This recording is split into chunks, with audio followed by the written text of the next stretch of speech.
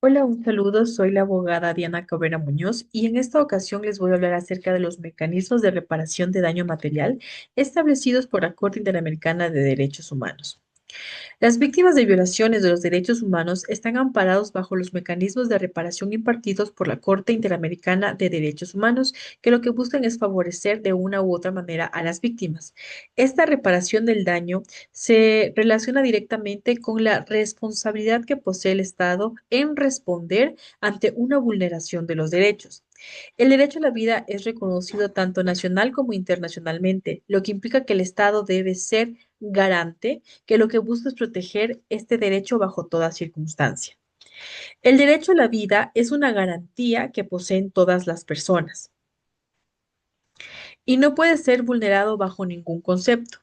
La Corte Interamericana de Derechos Humanos brinda un amparo y una protección especial a aquellas personas que han sido víctimas de una vulneración de sus derechos, buscando así evitar cualquier una reincidencia en esta vulneración y a su vez que los casos queden en la impunidad. A su vez, la Corte Interamericana de Derechos Humanos se encuentra enfocada en el delito contra la vida, en los cuales lo que se busca es establecer una reparación integral que no solo sea económica, sino que a su vez también adopte medidas de justicia en donde se esclarezcan cuáles fueron los hechos. Es importante mencionar que nosotros, al hablar de víctimas, no solo hablamos de las personas que fueron afectadas directamente, sino también de las personas que se encontraban alrededor de la misma, considerándose también víctimas debido a que en la mayoría de los casos, tras la pérdida de esta víctima, ellos también sufren las consecuencias de la misma. Es importante mencionar que según la Convención Americana de los Derechos Humanos, menciona que es importante reparar las consecuencias en la medida de la vulneración de los derechos, para que de esta manera se dé el pago de una justa indemnización a la parte lesionada. Lo que, según esta convención, en lo cual se crea es una ordenanza con la cual haya existido una vulneración a los derechos protegidos, que en este caso sería el derecho a la vida, que se disponga y se garantice una reparación justa y una indemnización que vaya acorde al daño ocasionado. El monto de las indemnizaciones dependen del daño ocasionado en el plano material e inmaterial, lo que significa que estas mediciones se realizan a través de peritajes, los que determinarán cuán afectadas se encuentran las víctimas. Ahora bien, dentro de la reparación integral encontramos el daño emergente y el lucro cesante, mencionando que el daño emergente constituye al valor del daño sufrido de manera inminente, es decir, la pérdida económica que ha sufrido una persona tras el daño ocasionado. A su vez, el lucro cesante se puede considerar que es la pérdida de ingresos a causa de esta vulneración, lo que se considera una garantía que las víctimas recibían y que dejaron de recibir por parte de la víctima principal, por así llamarla. En este caso, lo que se busca tanto en el daño emergente y el lucro cesante es una correcta indemnización y estas medidas de reparación son calculadas mediante peritajes especializados.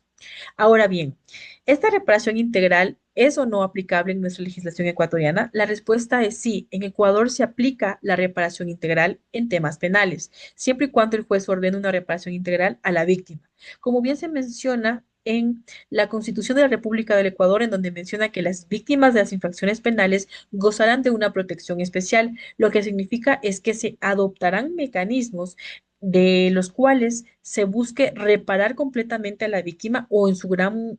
proporción para de esta manera poder restituir o restablecer su situación anterior.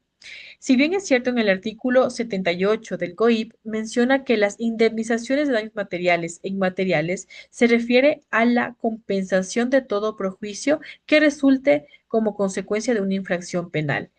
Esta esta indemnización tiene que ser acorde al daño sufrido. Ahora bien, Dentro del tema de la reparación integral, se conoce que esto es un mecanismo por el cual lo que se busca es restituir o nuevamente volver en la mayor parte de lo posible a la situación anterior en la que se encontraba la víctima, conforme a las medidas enfocadas especialmente en el actuar de la manera integral, es decir, recordando que la integridad de una persona es el bienestar físico, emocional, psicológico y social. La Corte Interamericana de Derechos Humanos presenta un caso en particular que se considera que tiene que ser como un precedente o una base con la cual todos los países que se encuentran en esta convención lo tomen como referencia para garantizar el tema de la reparación integral. En este caso es el caso de cinco pensionistas versus Perú, que en el cual se realiza un cálculo total de los daños ocasionados con base en la normativa interna que se encuentra vigente. Si bien el mecanismo de reparación de la Corte Interamericana de Derechos Humanos se puede aplicar internamente, es importante que también se considere toda la normativa interna que se encuentran en cada uno de los países, debido a que es importante considerarla y analizarla con base en esa normativa. Cabe mencionar que en el Ecuador consta con una norma suprema en la reparación integral hacia la víctima, que en lo cual también se considera que esta reparación es una garantía constitucional, que lo que se busca es reparar el daño ocasionado a la víctima, buscando así regular todos los tipos de daños que se pudieron haber ocasionado a la víctima. Muchas gracias.